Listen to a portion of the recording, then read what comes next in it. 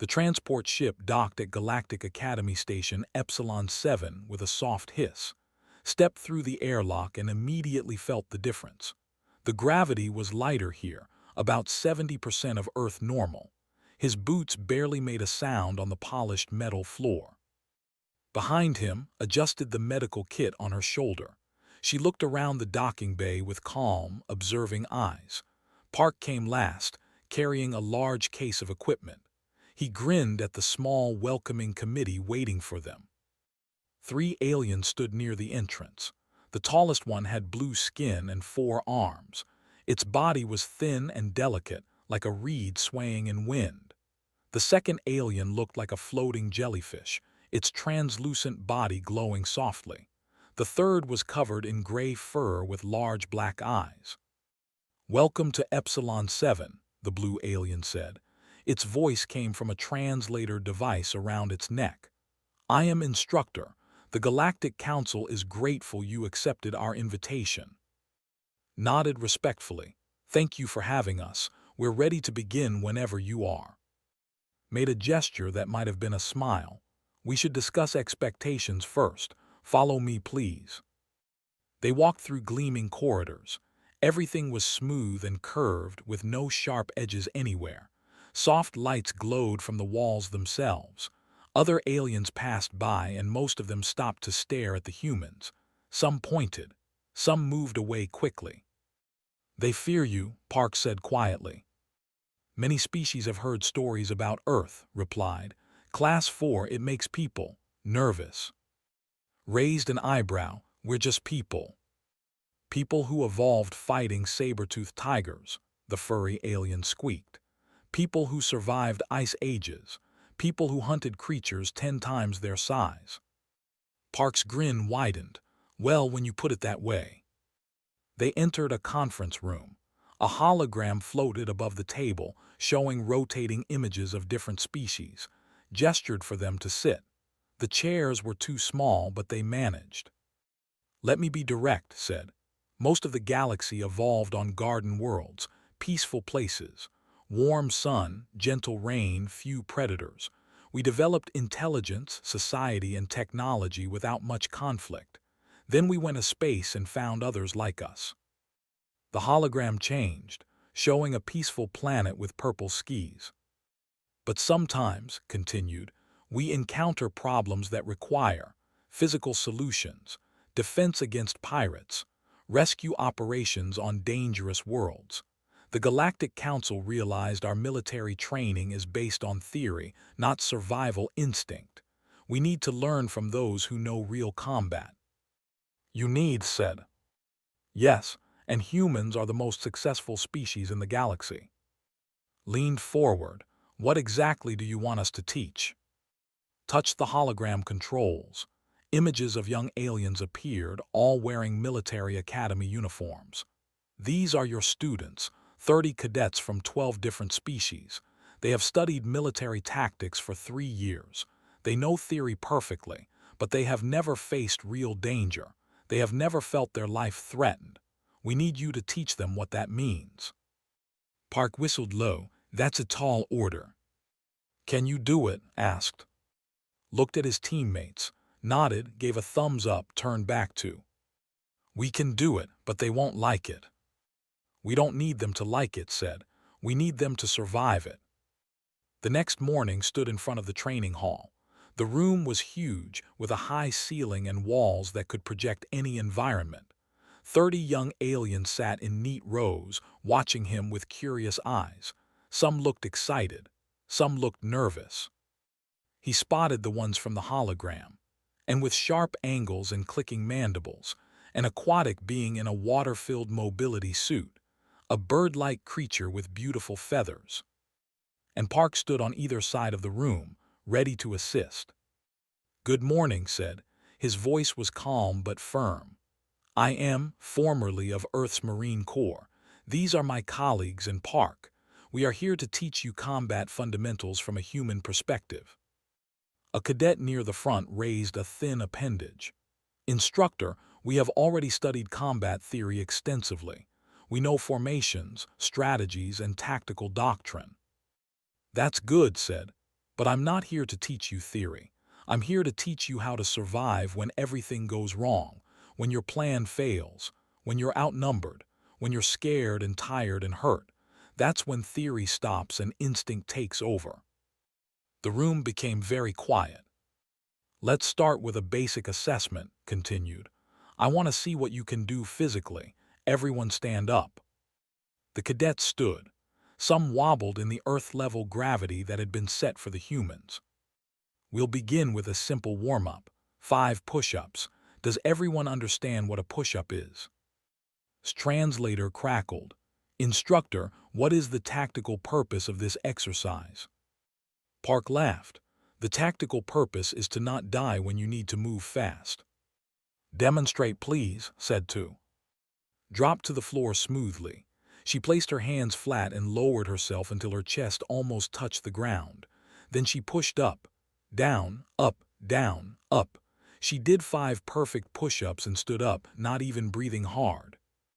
Your turn, said to the class. The cadets tried. They really did try, but within seconds most of them were struggling. 6 legs trembled. Suit made a concerning gurgling sound. His wings flapped uselessly. Only 3 cadets managed to complete 5 push-ups and they collapsed afterward, gasping. Okay, stop, said quickly. Everyone stop. The cadets looked embarrassed and confused. Some were clicking or chirping in their native languages. This isn't a judgment, said gently, moving between the rows to check on them. We just need to understand your baseline. Your species evolved differently than humans. But how are you so strong? Asked through bubbling water. You're not even breathing hard. Knelt down to eye level with the aquatic alien.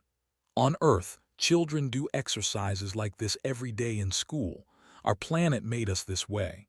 High gravity, dangerous predators, harsh weather. We had to become strong just to survive childhood. That's horrible, whispered. That's Earth, Park said cheerfully. But here's the good news. We're not here to turn you into humans. We're here to teach you how to think like survivors, how to push past your limits, how to do things you thought were impossible. Clicked its mandibles thoughtfully. You really believe we can learn this? I know you can, said, standing up. Because warriors aren't born, they're made. Through training, through challenge, through facing fear. You all volunteered for this program. That means you have the most important thing already. What's that? A small furry cadet asked. The will to fight, said, and that's where we'll start. He looked at and then back at the cadets. Tomorrow, we begin for real. Get rest tonight. Eat well. Because when we start, we don't stop until you understand what it means to be a warrior. The cadets filed out slowly, talking among themselves, approached the 3 humans. They looked terrified, the instructor said. Good, Park replied. Fear is the first lesson.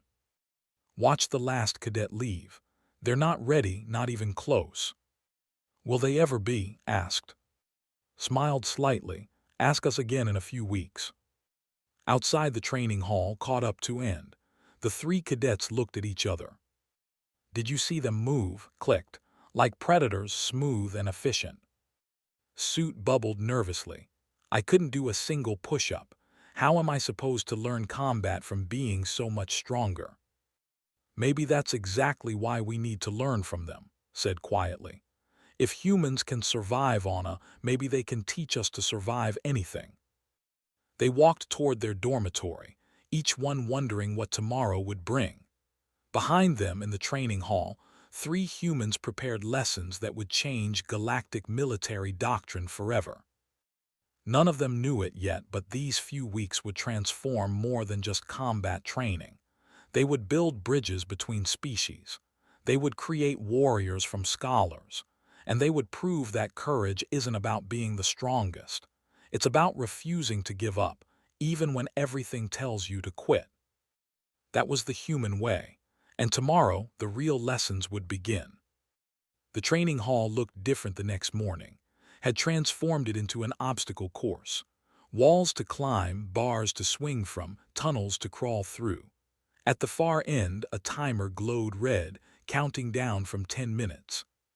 The 30 cadets stared at the course with wide eyes. Some of their translators made worried sounds. "This is a standard human military obstacle course," announced. "Scaled down for beginners. Human children complete courses like this at summer camps." Children clicked in disbelief. "For fun," Park added with a grin. He stood at the starting line, stretching his arms casually. "Watch and learn." The timer started, ran forward and leaped at the first wall.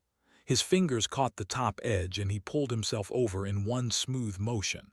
He swung across hanging bars, crawled under a net, jumped over barriers and slid down a rope.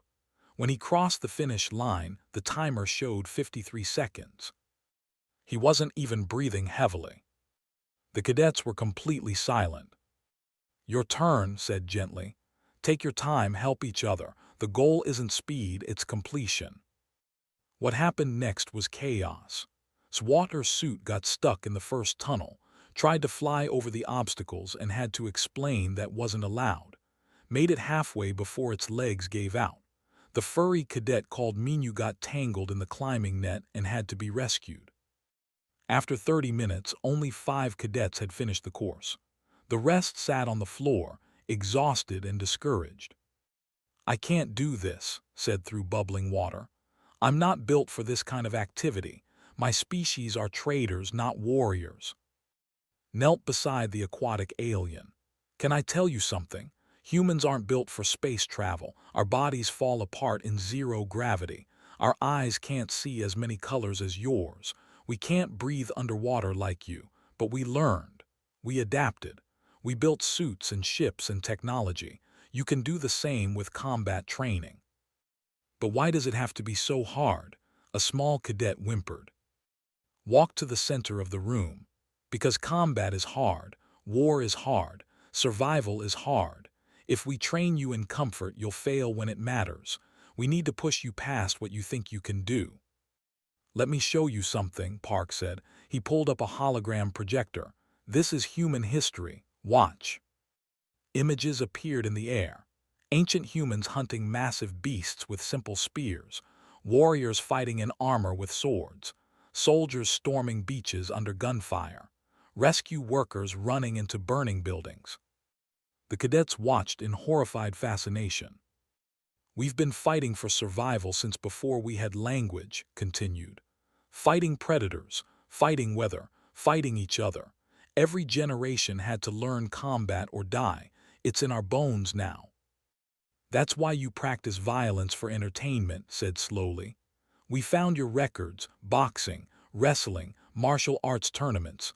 You hurt each other for sport." "We do," admitted. "But we also learn discipline, respect, and control. Human combat sports teach us that violence should be controlled and purposeful, never random or cruel." "I don't understand," said, ruffling its feathers nervously. "How can violence teach respect?" Thought for a moment. When you fight someone hand to hand, you learn what they're capable of. You learn to respect their strength, their skill, their determination. And they learn the same about you.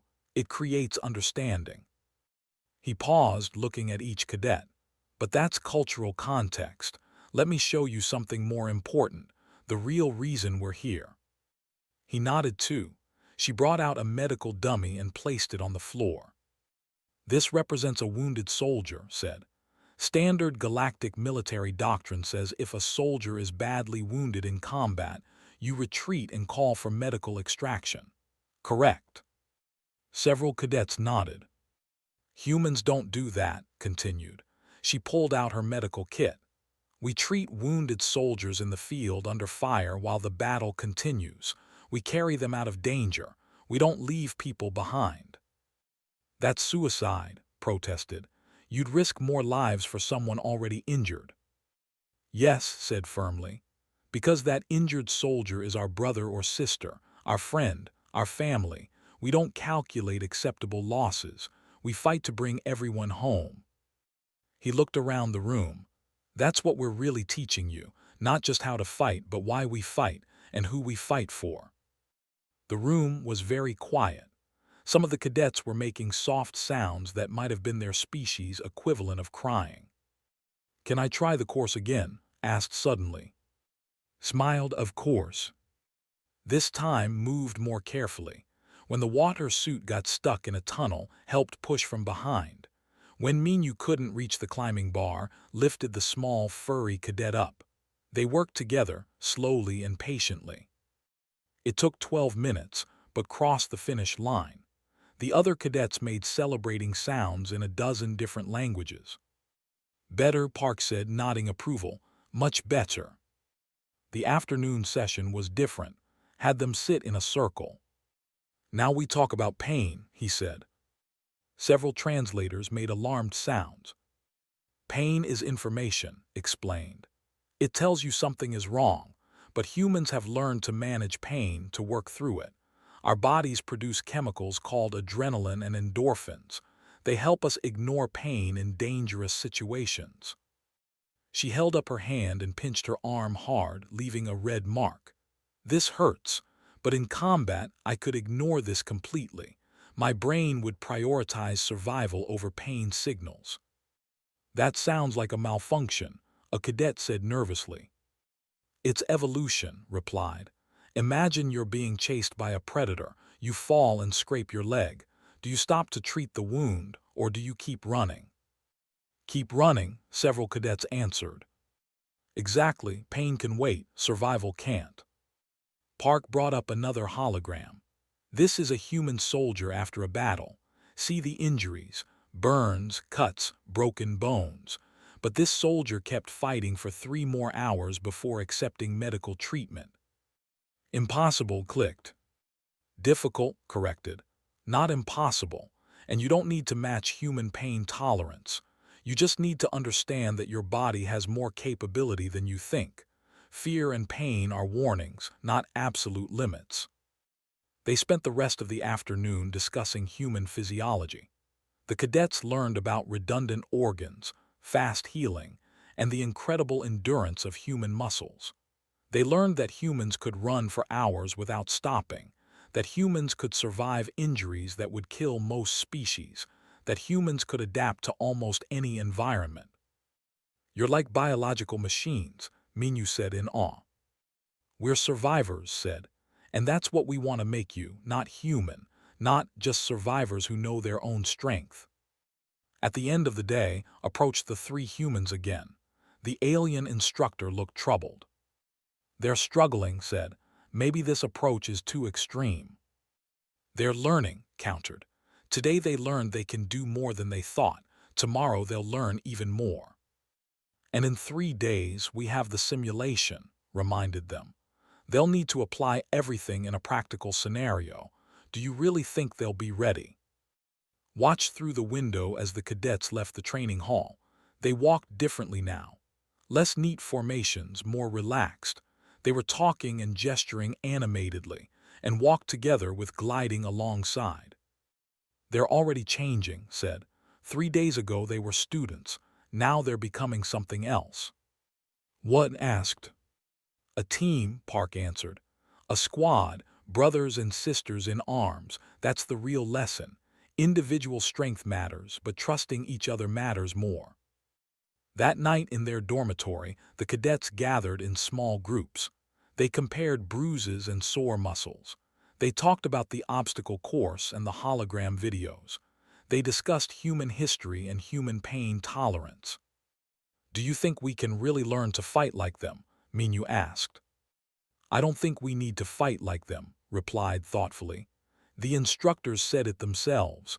They're not trying to make us human. They're trying to make us survivors." Suit bubbled softly. "I've never worked so hard in my life, but I've also never felt so capable. Today I did things I thought were impossible." "Tomorrow will be harder," warned. "Good," clicked, surprising everyone. "If it was easy, we wouldn't need instructors. We're here to learn what they know, and they know how to survive anything." The other cadets murmured agreement. Fear was turning into determination. Doubt was becoming confidence. They didn't know it yet, but they were exactly where wanted them. Back in the instructor quarters, the 3 humans reviewed footage from the day's training. "They're weak," Park observed. "They're untested," corrected. There's a difference. Will they be ready for the simulation? Asked. Smiled slightly. They'll be ready enough. The question is whether we're ready to see what they're capable of. He closed the footage files and looked at his teammates. Tomorrow we start combat drills, real tactics, real pressure, and we find out who these cadets really are when the comfortable masks come off. Should be interesting, said. It always is, agreed. It always is. The simulation chamber was enormous, easily the size of 3 football fields. The walls projected a rocky landscape with purple sky and orange vegetation. In the distance, a structure pulsed with red emergency lights. Stood with the 30 cadets at the starting point. They wore standard galactic military armor and carried training weapons. The gear was lightweight and protective, designed for species of all types. Listen carefully, said. The scenario is simple.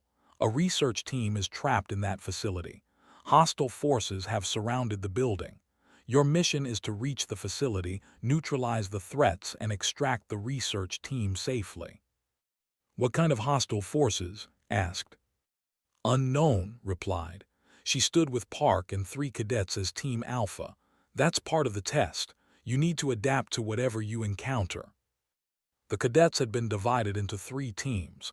Team Alpha with, Team Beta with, Team Gamma with. Each team had 10 cadets from different species. Watched from the observation deck with other Academy instructors. They placed bets on completion times.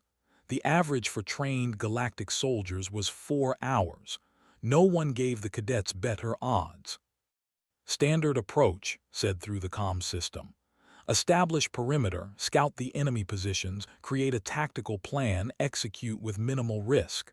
Good luck. The timer started. Team Alpha moved first, led them in a careful advance, using the rocky terrain for cover.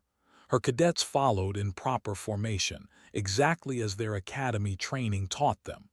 They moved slowly, checking every angle. Team Beta took a different route, with bringing them around the left flank. They moved at a slightly faster pace, but still maintained cautious spacing. Team Gamma went straight up the middle, set a pace that made his cadets work hard to keep up, struggled in the rocky terrain. Minu kept falling behind, but they pushed forward. 10 minutes in, Team Alpha encountered the first enemies. 3 combat drones appeared from behind rocks, firing simulated weapons. The training guns would mark you as wounded or dead if they hit. His team immediately took cover and returned fire. Standard doctrine. Suppress the enemy, then advance when safe. It was working, but slowly. On the observation deck, nodded in approval. Textbook tactics. In Team Gamma heard the gunfire. He raised his fist and his team stopped. He pointed to and then gestured to the right. He pointed to himself and then gestured forward. We're going to flank them, he said quietly. Take your group around that ridge. When you hear us engage, you attack from the side, aggressive and fast. Don't give them time to react. But that's risky, clicked nervously. What if there are more drones? Then we adapt, said. War is risk. You minimize it, but you can't eliminate it. Trust your training, trust your team, move. Hesitated only a second before leading 5 cadets around the ridge. Waited until they were in position, then charged forward with his group. The drones detected them immediately and turned their weapons. Fired while running, forcing the drones to split their attention. His shots weren't perfect, but they created chaos. The drones couldn't focus on Team Alpha anymore. Then's group hit them from the side. The cadet had overcome fear and was moving fast, firing accurately. The drones went down in seconds. Team Alpha stared in surprise as Team Gamma blew past them. Keep moving, shouted to her team. Don't fall behind. Team Beta encountered drones on their flank and handled it differently. He had his fastest cadets sprint forward as bait, drawing drone fire. While the drones focused on the running targets, his other cadets flanked and destroyed them from behind. Risky, an instructor muttered on the observation deck. Effective, corrected, watching the timer. They were 12 minutes in and already Team Gamma was halfway to the facility. The three teams converged on the research facility from different angles. The building was surrounded by 15 combat drones in defensive positions. In standard training, cadets would establish a perimeter, scout for 20 minutes, plan an assault for 10 more minutes, then attack carefully. Assess the situation in 30 seconds. Team Gamma will hit the front entrance hard and loud, he said over the comm. We'll draw their attention. Bring your team through the east side when they focus on us. Circle to the back and find the research team. Speed is our friend here. That's not procedure, protested. We should plan this properly. You know what the drones are expecting? Asked. Procedure. They're programmed to fight cautious enemies, so we won't be cautious. He looked at his team. When we go hard. Run, shoot, don't stop. Even if you get marked as wounded, keep fighting. Make them work for every hit. Show them what you learned. Swatter Suit bubbled anxiously. This is crazy. This is combat, replied. Ready. He didn't wait for an answer. He broke cover and charged the front entrance, firing rapidly. His team hesitated for one heartbeat, then followed. They ran forward, shouting in a dozen different languages. The drones opened fire immediately. 2 cadets got marked as wounded in the first seconds, but they kept moving, kept shooting. The drones focused everything on this loud, aggressive attack, which meant they didn't see Team Alpha slip through the east side until it was too late. His team moved like shadows, taking down 4 drones before the others could react. Team Beta found the back entrance unguarded because all the drones had moved to face the other threats. Kicked the door open, and his team rushed inside. The entire assault took 6 minutes from start to finish. Inside the facility, Team Beta found the simulated research team and began extraction protocols. Outside, the last drones fell to coordinated fire from Teams Alpha and Gamma. The timer stopped at 23 minutes. On the observation deck, silence. Then one instructor started a slow clicking sound that was their species' equivalent of applause. Others joined in with chirps, whistles, and hums. 23 minutes, said, staring at the timer. That's impossible. Even trained soldiers take hours. Human soldiers, one instructor corrected, gesturing to, and they brought tactics.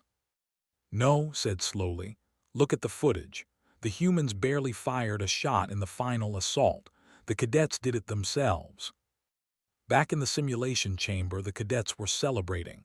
They made excited sounds and gestured wildly. His mandibles clicked rapidly. Suit bubbled with joy. Feathers were puffed up in pride. We did it, Minu shouted. We actually did it. You did more than that, said, smiling. You adapted, you trusted each other, you took risks when it mattered. Park was grinning broadly. That flanking move did was beautiful, perfect timing. Clicked shyly. I was terrified, but instructor said to trust my training, so I did. Gathered all 30 cadets around him. Today you learned the difference between theory and practice. In theory, you should take your time, minimize risk, follow procedure exactly. In practice, the enemy doesn't care about your procedure. They want to win, so you have to want it more. We were so aggressive, said, still sounding surprised. We attacked when we should have planned.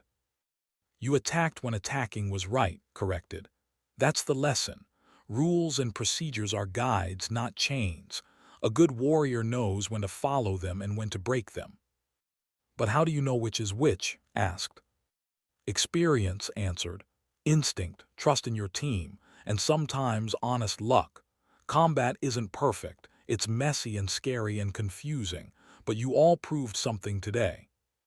What? Several cadets asked together. That you can handle messy, said. That you can handle scary. That when things go wrong and plans fall apart, you don't freeze, you fight. The cadets absorbed this quietly. They looked at each other with new respect. They had entered the simulation as students. They were leaving as something different. Later in the debriefing room, played the simulation footage for the cadets. They watched themselves charge the enemy positions. They saw how their aggressive tactics created chaos in the drone programming. "This is not what we teach," said honestly. "We teach careful, calculated warfare, minimum risk, maximum planning, but watching you today, I see the limitation of our doctrine." "What limitation?" asked. "We fight to avoid losing," said. "You fought to win, there's a difference." Stood up. "The galactic military doctrine is good for many situations. Don't throw it away. But remember that doctrine is a tool, not a religion. Use what works. Adapt what doesn't. The enemy you face won't follow your playbook." "And if we freeze up in real combat?" a small cadet asked. "If we forget everything and panic?" "Then you remember this moment," said. "You remember that you charged combat drones with training weapons and won in 23 minutes. You remember that you can do hard things, that you're stronger than you think. Also," added with a grin, "you remember that your teammates have your back. Could have stayed safe in cover but instead charged because the team needed it. Kept moving even after being marked as wounded. Coordinated the final assault without being asked. You took care of each other." The cadets looked at each other with understanding. They had become a unit. Not 30 individuals from 12 species, but one team with one purpose. "Rest tonight," said. "Tomorrow we analyze what worked and what didn't. We train harder on the things that need improvement, and we prepare for the next challenge." As the cadets filed out, approached the three humans. "What you did today, it was reckless by our standards." "By ours too," admitted. "But controlled, reckless, calculated aggression. We never pushed them beyond what they could handle." "They don't know that," pointed out. Smiled. "Exactly. They think they just did the impossible, and now that they believe they can, they actually can. Confidence is half of combat capability." "The other half is skill," said, "which they're developing fast. Did you see flanking movement? Natural talent." Looked at the three humans with newfound respect. "You're not just teaching them to fight, you're teaching them to believe in themselves." "Same thing," said. "A warrior who doesn't believe in themselves is already defeated. We're giving them what Earth gave us. The knowledge that survival isn't about being the strongest or fastest. It's about refusing to quit." That night the cadets slept better than they had in days. Their bodies ached. Their minds were exhausted, but they felt something new, something powerful. They felt capable. And tomorrow they would learn even more. The morning sun filtered through the station's artificial sky as stood on the academy track. It was a standard running oval, 400 meters per lap. The cadets gathered around her, curious and a little confused. "Today's lesson is about endurance," announced. "Specifically, human endurance. We're going to demonstrate something that makes humans unique in the galaxy." "Another demonstration of superiority?" asked, but without bitterness. The cadets had come to appreciate their own limitations. "More like a biology lesson," said with a smile. She wore simple running clothes and had a water bottle on a belt. "Humans are persistence predators. Do you know what that means?" The cadets looked at each other blankly. "It means we don't catch prey by being faster or stronger," explained. "We catch them by never stopping. We chase them until they collapse from exhaustion. Some human hunters on Earth still do this. They track an animal for hours, sometimes days, until the animal literally can't run anymore." "That sounds cruel," bubbled. "It's survival," Park said, joining them on the track. "And it gave humans an incredible gift. We can run forever. Well, not literally forever, but much longer than almost any other species." Activated a hologram showing ancient humans. "Our ancestors would pick an antelope and chase it. The antelope was faster, but it had to stop to cool down. Humans sweat. Most animals can't do that efficiently. So the antelope would run, stop to pant and cool down, run again. Humans would just keep jogging, hour after hour. Eventually, the antelope would collapse from heat exhaustion. Then the humans would have food." How long could this chase last? Clicked. Records show hunts lasting 8 to 10 hours, said. Some even longer. The cadets made sounds of disbelief. Watch, said simply. She started jogging around the track, not fast, a comfortable, easy pace. Her breathing was steady and relaxed. The first lap took her 90 seconds, then another lap, and another.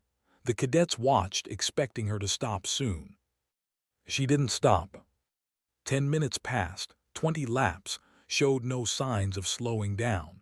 The cadets started sitting down to watch. Some pulled out water containers. 30 minutes, 60 laps, was still moving at the same steady pace. Her breathing was deeper now, but still controlled. Is she going to stop? Minyu asked. Eventually, said, but not soon. An hour passed, 120 laps, 48 kilometers. The cadets were getting restless. Some started exercising themselves just to pass the time, but kept running. Left foot, right foot, over and over. This is insane, clicked. Her body should have failed by now. Human bodies are built for this, explained. Strong leg muscles, efficient cooling through sweating, excellent oxygen processing, and mental toughness that comes from a million years of evolution. Could run for several more hours if she wanted to. At the 2-hour mark, finally slowed to a walk, then stopped. She was sweating heavily and breathing hard, but she walked over to the cadets and took a long drink of water. 2 hours, she said between breaths. 96 kilometers, and I'm not even a specialist runner. Human athletes can go much further. The cadets stared at her like she was some kind of machine. Why show us this? Asked. We can't do what you just did. You don't need to, said. But you need to understand what's possible with human biology, because understanding that helps you understand human combat psychology. He gestured for everyone to sit in a circle. In combat, humans don't give up, continued. We keep fighting long after logic says we should surrender. We push through pain, exhaustion, fear, because in our evolutionary past, giving up meant death. So we developed minds that refuse to quit. That's why you have that saying, said thoughtfully. When the going gets tough, the tough get going. We studied your cultural phrases. Exactly, said. And there's another factor, something maybe even more important than physical endurance. He pulled up a hologram showing human soldiers working together, carrying wounded comrades, sharing supplies, protecting each other. Pack bonding, said. Humans form incredibly strong emotional connections with our teammates. We call them brothers and sisters even without blood relation. We would die for them, and that's not hyperbole. Stood up. Let me tell you a story. 5 years ago I was on a mission. Bad situation. Enemy surrounded us. One of my soldiers got hit. Badly. He couldn't walk. Standard procedure said to call for extraction and hold position.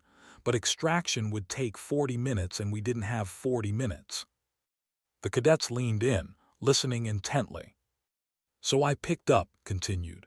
Carried him on my back, 8 kilometers through hostile territory. Enemy fire the whole way. My squad covered me. We took turns carrying. When I got too tired, someone else took over. We never considered leaving him behind. Did he survive? Minyu asked quietly. He did. He's teaching at Earth's military academy now, and he would do the same for any of us. That's pack bonding. That's human loyalty. Clicked thoughtfully. We learned in academy that acceptable losses are part of warfare, that sometimes you must sacrifice individuals for the mission's success. Humans struggle with that concept, admitted. We understand it intellectually, but emotionally we resist it. Every human life matters to us, especially the lives of those we fight alongside. Is that a weakness? Asked. Sometimes, said honestly. We've lost missions because we wouldn't abandon wounded. We've taken unnecessary risks to save one person. By pure tactical calculation, it can be inefficient. But, added, it also makes human units incredibly strong, because every soldier knows their teammates will never leave them behind. They'll fight harder, take bigger risks, push further, because they trust completely in their squad.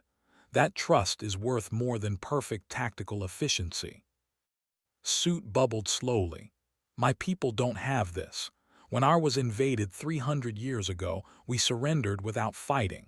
We calculated that resistance would result in more deaths, so we submitted. That was probably the logical choice, said gently. Humans might not have made it. We would have fought, taken heavy casualties, and maybe lost anyway, but we would have fought. Why? Asked. If the logical outcome is the same. Because freedom matters, said. Because dignity matters. Because some things are worth dying for even if you might lose. It's not always logical, but it's human. The afternoon session focused on hand-to-hand combat. The cadets had learned basic techniques over the past weeks, but today was different. Paired them up carefully. Today you're going to spar for real. Controlled, supervised, but real contact. You need to feel what it's like to fight another living being. Won't we hurt each other? A nervous cadet asked. Yes, said. Probably. Minor bruises, maybe some soreness. That's part of learning. You need to understand what it feels like to hit and be hit, to push and be pushed. Combat isn't abstract, it's physical and personal.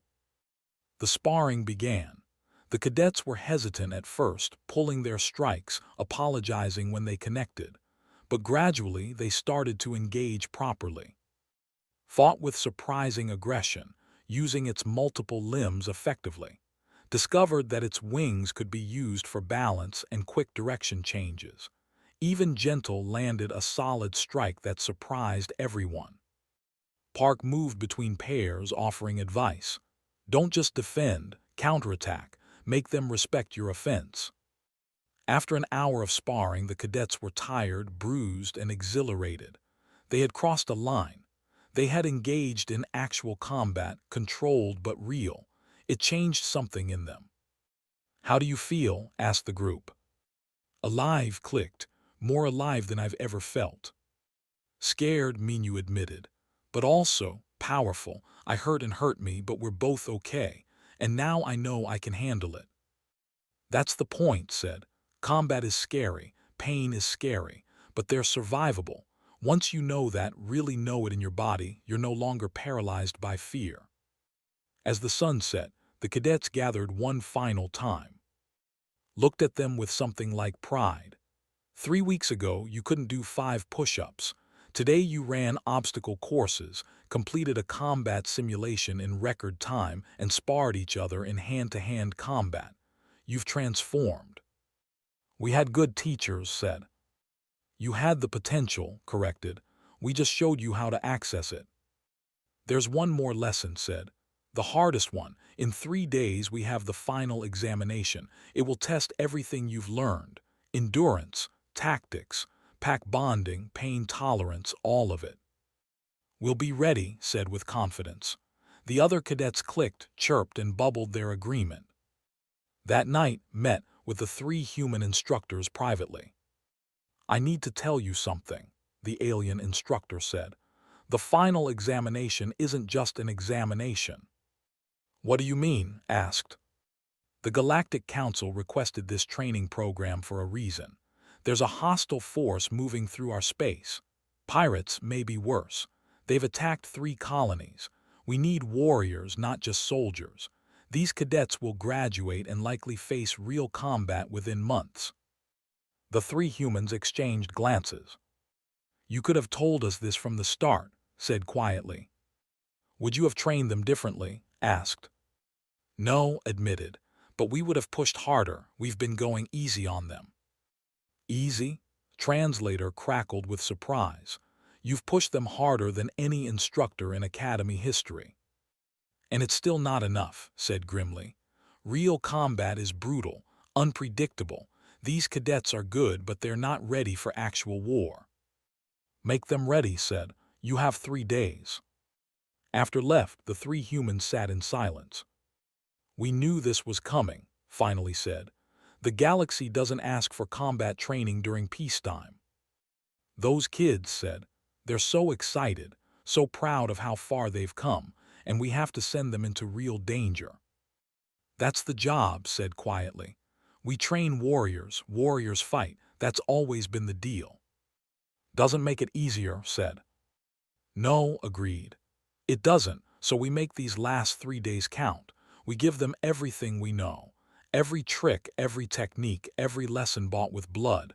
We make them as ready as we possibly can. And then, asked. Then we trust in what we taught them, said. Endurance, tactics, pack bonding, the refusal to give up.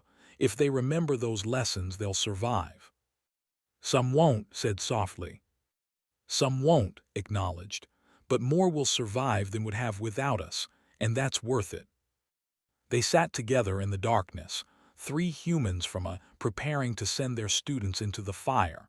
It was an old burden, one that soldiers had carried since humans first picked up weapons. Tomorrow, the real work would begin. The final examination chamber was different from the simulation room. It was larger, darker, and felt somehow more serious. Instead of holographic projections, physical obstacles filled the space. Real metal walls, actual smoke machines, genuine terrain features. The 30 cadets stood at attention in their combat gear. 3 weeks of brutal training had changed them. Their postures were stronger, their eyes sharper. Even their different species moved with new confidence. Walked slowly in front of them, and Park flanked him on either side. This is your final examination, announced. But it's not like the simulation. This time, we're using live combat drones, not weapons that mark you as wounded, real drones that will actively try to incapacitate you with stun weapons. Several cadets shifted nervously. You'll work in mixed teams of 5, continued. Each team will include cadets from different species. You'll have 1 human instructor embedded with you.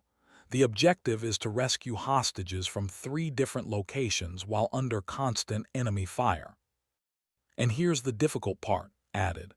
The drones will use actual tactics against you. They'll flank, coordinate, adapt to your strategies. This is as close to real combat as we can simulate without actual lethal danger. Mandibles clicked. How long do we have? No time limit, said. You complete the mission or you fail trying. There's no partial credit. Every hostage must be rescued. Every team member must survive. That's the standard. He paused, looking at each cadet in turn. Everything you've learned comes down to this. Endurance, tactics, trust, courage, show us what you've become. The cadets separated into their assigned teams. Found himself with Minyu and another cadet named, would be their embedded instructor. Remember, said quietly to his team, I'm here to advise, not to lead. You make the calls, I'll support you, but this is your mission. The chamber doors opened. Smoke poured out. Red emergency lights pulsed in the darkness. Somewhere in the distance, simulated alarms wailed. Move out, clicked taking point. The cadet had changed the most over 3 weeks, where once hesitated, now acted. The team advanced into the smoke. Within 30 seconds, drones appeared. 3 of them, firing stun rounds that would cause intense pain if they hit. Left flank, commanded.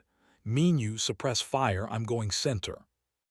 The team exploded into action. Swatter suit was more mobile now after extensive modifications and training. Used wings to leap over obstacles. They hit the drones from multiple angles, destroying them quickly. First hostage location is 200 meters ahead, reported. But I'm reading multiple heat signatures, at least 6 drones. Can we flank them? Asked. The terrain channels you into a frontal assault, said, unless you get creative.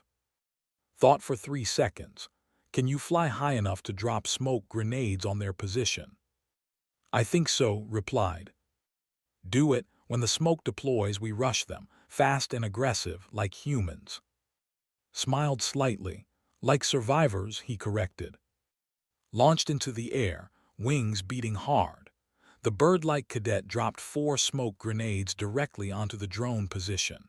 Thick white smoke billowed up. Now shouted. The team charged into the smoke. The drone's sensors were disrupted. By the time they reacquired targets, team was already among them. Close-range combat. The cadets used every technique they'd learned. Rolling, flanking, covering fire, aggressive movement.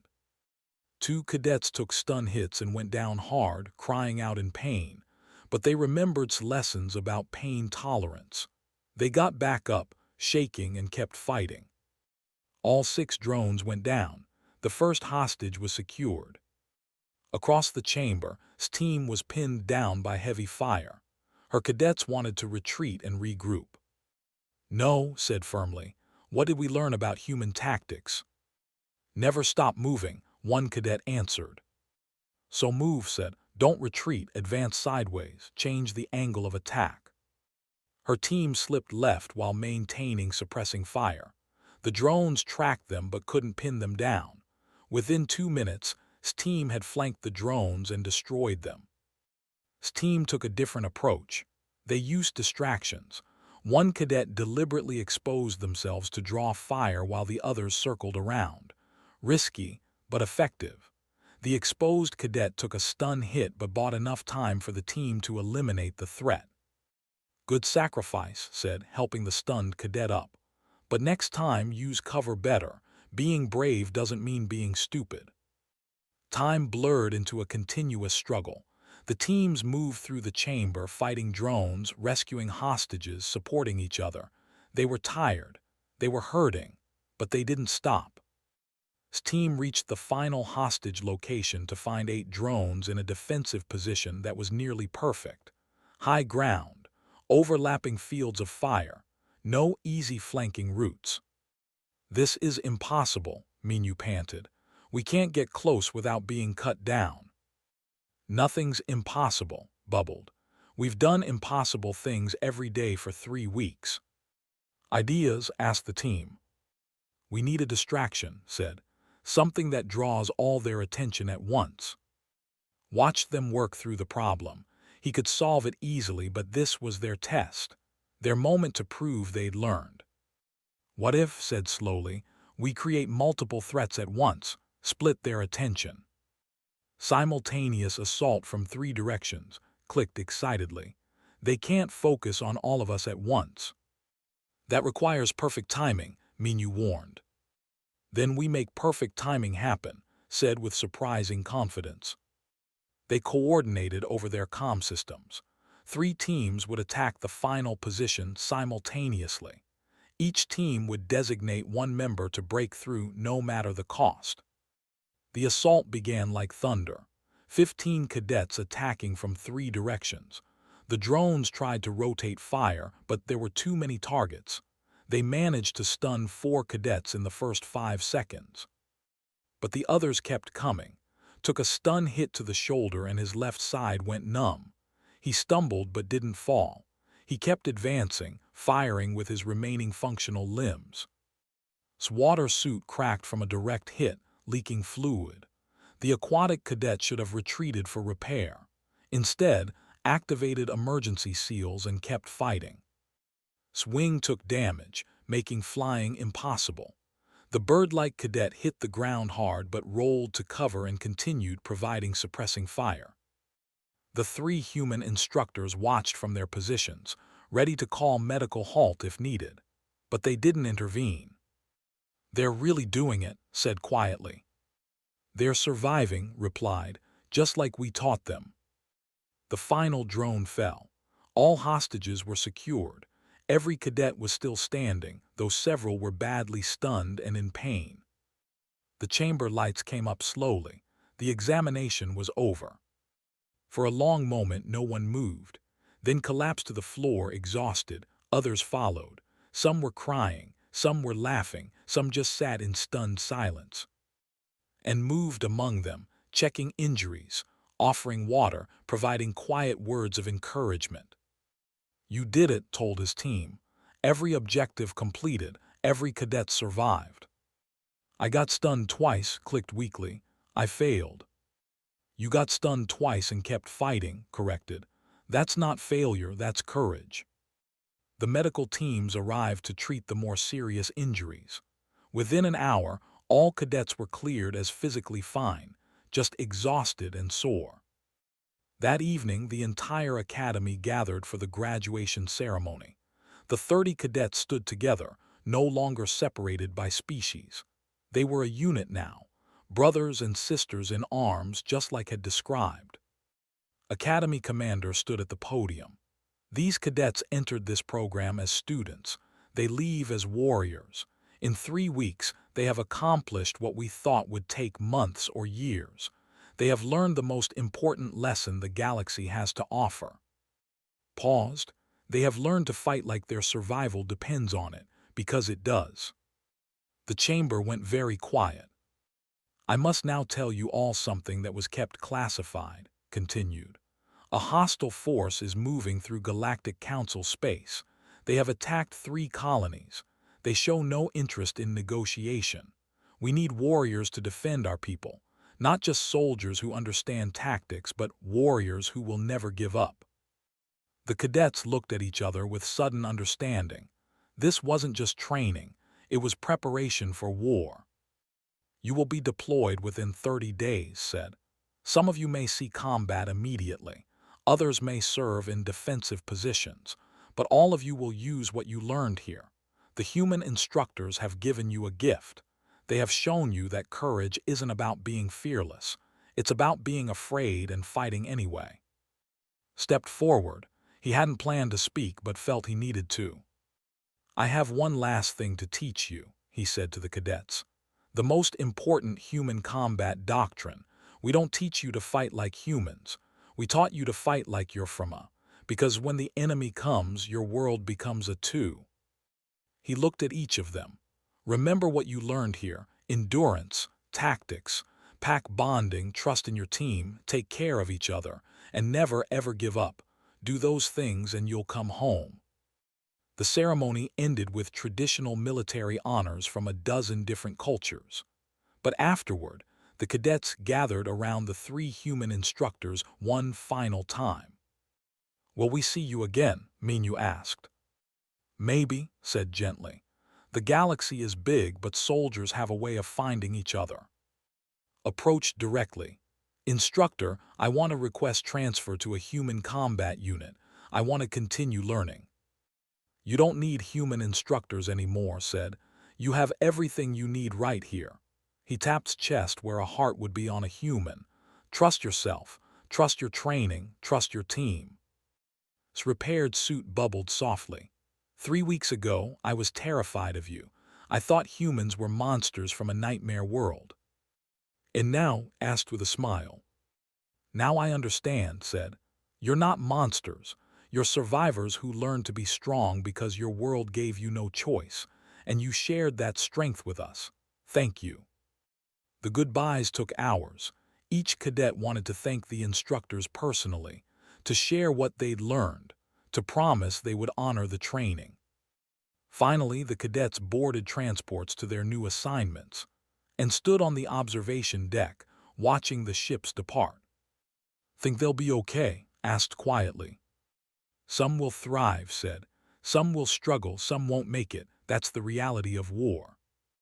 But more will survive because of what we taught them, said. And they'll teach others.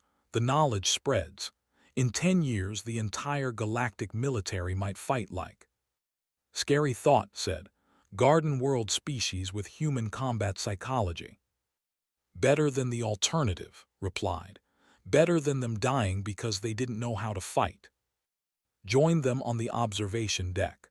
The Galactic Council wants you to establish a permanent training program, 20 more classes over the next 2 years, different species, different specializations. You've changed military doctrine. Now they want to standardize it. Looked at his teammates, nodded, shrugged with a smile.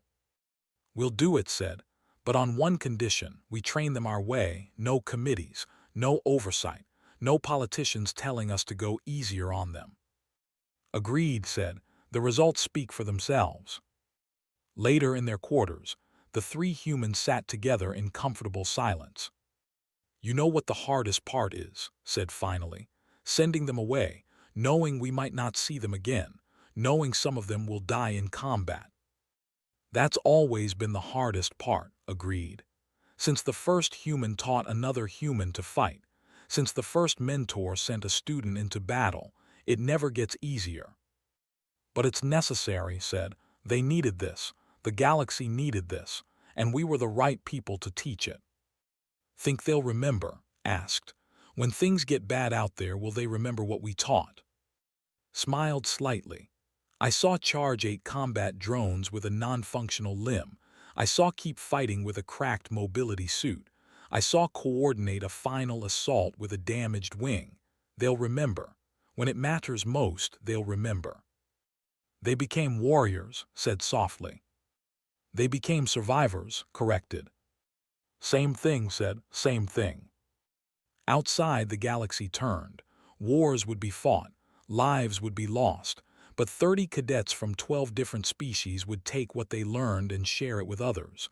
The knowledge would spread like fire, the tactics, the endurance, the refusal to quit.